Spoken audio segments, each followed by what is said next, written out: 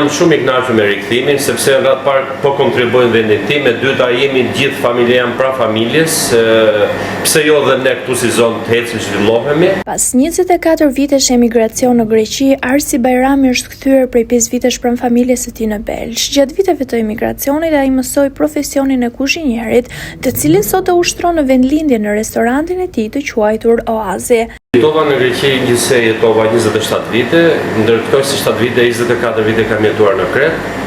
Atje fillova të punoj në restorant, fillimisht si ndihmës kuzhinier.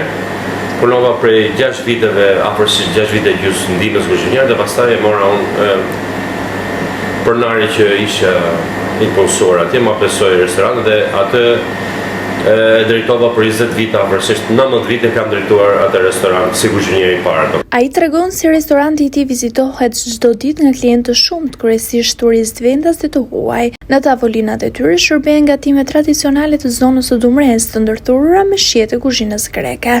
Sipas tij, përgatitja dhe servira e mishit sipas stilit grek është një nga pjatat më të preferuara për turistët dhe vizitorët që ndalen në qytetin e Belshit. Gatimet tradicionale më tepër pëlqejnë nga shqiptarët. Supozojmë qyteti që vjen Tirana, Elbasani, Berati që frekuentojnë këto i duan gatimet tradicionale. Për sa i përket huajve, atyre nuk i intereson dhe shumë gatimet tradicionale.